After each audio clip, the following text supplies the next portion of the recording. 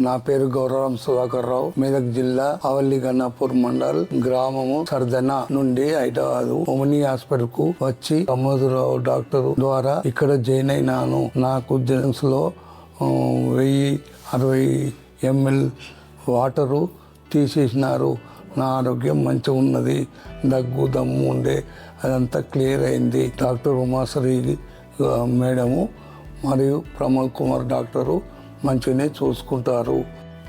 Nurses మేడంలు కూడా time ప్రకారం పిలవగానే వచ్చి ట్రీట్మెంట్ చేసి ఏది అవసరం ఉంటుంది తెచ్చిండ్రు.